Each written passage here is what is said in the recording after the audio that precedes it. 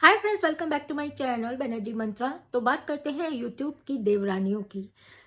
देवरानियां जो ऐसी हैं जो अपना नाम बनाने के लिए स्ट्रगल है, लेकिन जेठानियों के कारण अपना नाम नहीं बना पा रही हैं। अब सबसे पहले आप यही देख लीजिए, लप्पू का जो है, इनकी जो रंजना है वो किस तरह की पर्सनैलिटी आ रही है उभर के आप लोग के सामने है। दिन भर घर के कामों में उलझी रहना। बर्थडे आया तो प्रिंस का बर्थडे आया तो कोई सेलिब्रेशन नहीं। एनिवर्सरी आई प्रिंस रंजना की, उसका भी कोई सेलिब्रेशन नहीं, बल्कि इन्हीं के काम में ये लोग उलझे रहे और यही लोग इनको जो है उलझाए रहे अपने काम में। अब जब मनीषा वापस आई, सिवान गई, तो फिर क्या है कि अपनी एनिवर्सरी को फिर से इस तरह से सेलिब्रेट कर रही, फिर से शादी कर रही, फिर से ये कर रही, फिर से सारी रस्में हो रही। लेकिन इसमें इन सब की भीड़ में रंजना जैसे खो सी गई। रंजना की एनिवर्सरी का क्या, रंजना के और प्रिंस के बर्थडे का क्या, इसका सवाल कोई अगर इन लोग से पूछे तो वो इग्नोर ही मारेंगे, आप लोग को पता है। क्योंकि मनीषा का एटीट्यूड आजकल आप लोग देख ही रहे होंगे वीडियोस पे। अगर ऐसे बदनामी के बाद भी ये एटीट्यूड है तो आप लोग समझ सकते हैं इससे पहले क्या ही एटीट्यूड रहा होगा और क्या ही पर्दे के पीछे स्टोरी चली होगी। ये जो इतनी कंट्रोवर्सी हुई है, इसमें पर्दे के पीछे लप्पी का कितना हाथ होगा ये अब आप लोग को समझ में आ रहा होगा। ठीक है, लप्पी ने झेला बहुत है, हम लोग भी जानते हैं कि झेला तो है, लेकिन उस झेलने को कैसे कैश किया जा सकता है ये कोई लप्पी से सीखे। बिल्कुल ही उसने इस मतलब सरकमस्टांसेस को गंवाना नहीं समझा, उसने कैश किया। कितने चैनल्स उखड़ आ गए। अब दूसरी तरफ आते हैं जगह दीदी की देवरानी का, यानी कि कंचन तिवारी जबलपुर।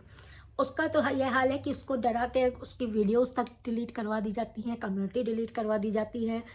उसने इवेंट के सच को उजागर करने की कोशिश की तो सेकंड पार्ट लाएंगे, लेकिन उसको भी बंद करा दिया गया, जो कि वो सफाई देती नजर आई। हम लोग उस दिन दीप्ति जी के लाइव में थे, वहाँ पे दोनों आ गई थी देवरानी जेठानी। उसमें देवरानी ने कहा अब नहीं डरती, इसका मतलब पहले डरती थी। उन्होंने कहा हाँ पहले डरते थे। सीधे हम इसका स्क्रीनशॉट भी अगर मेरे पास होगा तो मैं ज़रूर लगाएंगे, हाँ आप डरते थे, पहले डरते थे, अब नहीं डरते।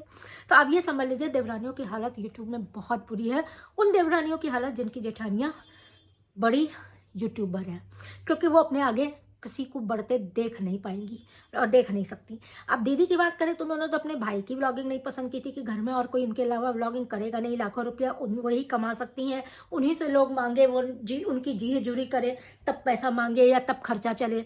तो अब उसमें भाई की व्लॉगिंग होने लगी तो ऑब्वियसली चिड़ और कुड़ंत होने लगी, लेकिन बोल नहीं पाई। घर पे भाई भाभी उन्हीं के घर में शरण है माँ के पास ही, तो फिर बोल नहीं पाई।